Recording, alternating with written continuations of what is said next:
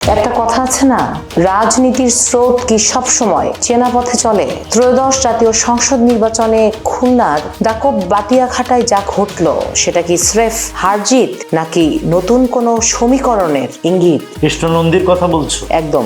জামাতে ইসলামের একমাত্র হিন্দু প্রার্থী, ভোটের অঙ্কে হয়তো তিনি আমির এজাজ খানের কাছে 50,000 ব্যবধানে হেরেছেন, কিন্তু আলোচনার টেবিলে তিনি এখনো talk of the country.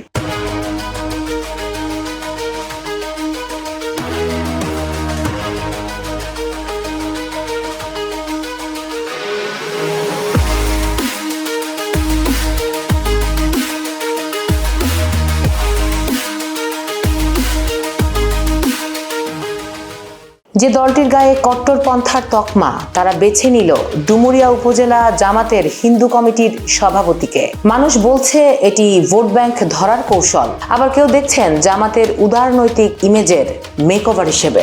Krishna Nandi কিন্তু হুট করে উড়ে এসে জুড়ে বসেননি। বলা হচ্ছে 2003 সাল থেকে তিনি জামাতের সদস্য। দাকব বাটিয়াঘাটা যেহেতু হিন্দু অধ্যুষিত এলাকা, তাই আওয়ামী লীগ যে ভোট ব্যাংকটি বছরের পর বছর ভোগ করেছে, সেখানে জামাত এবার সরাসরি ভাগ বসাতে চেয়েছিল। কিন্তু প্রশ্ন তো থেকেই যায়, কৃষ্ণ নন্দী 69,662 ভোট পেয়েছেন।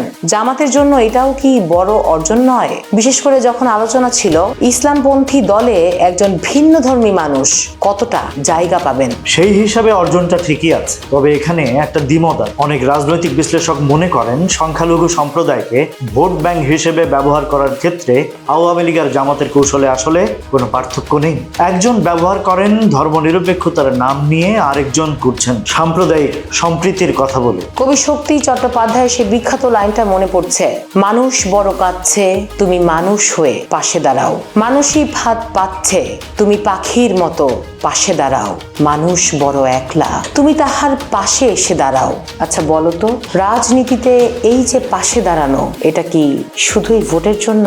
ঢাকা বিশ্ববিদ্যালয় বা চট্টগ্রাম বিশ্ববিদ্যালয়ের ছাত্র সংসদ নির্বাচনেও কিন্তু আমরা শিবিরের প্যানেলে ক্ষুদ্র নৃগোষ্ঠীর প্রার্থীদের জয়ী হতে দেখেছি। তার মানে কি জামাত তাদের পলিটিক্যাল কালচারে এক ধরনের লিবারেল ডক্ট্রিন বা উদারনীতি আনতে চলেছে?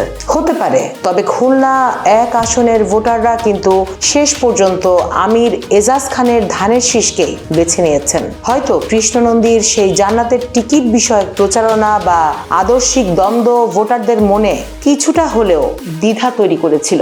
হার জিত তো মুদ্রার এপিটোপি, কিন্তু কৃষ্ণ নন্দীর এই প্রার্থিতা বাংলাদেশের ভোটের ইতিহাসে এক নতুন চ্যাপ্টার খুলে দিল। জামাত কি ভবিষ্যতে আরো কৃষ্ণ নন্দী তৈরি করবে, নাকি এটি ছিল কেবল একটি বিশেষ আসনের গোপন কৌশল? উত্তরটা হয়তো সময়ের গর্ভে আছে, তবে একটি প্রশ্ন দর্শকদের জন্য রেখে যাই, আপনারা কি মনে করেন এই ধরনের প্রার্থিতা বাংলাদেশের সাম্প্রদায়িক সম্প্রীতিকে আরো মজবুত করবে, নাকি এটি কেবলই নির্বাচনী বৈতরণী পার হওয়ার একটি মাধ্যম মাত্র? এতক্ষণ আপনাদের সাথে ছিলাম আমি দীপ, এবং আমার সাথে ছিলেন রাজ, এবং আপনারা দেখছিলেন এবং শুনছিলেন ভয়েস অফ বেঙ্গল।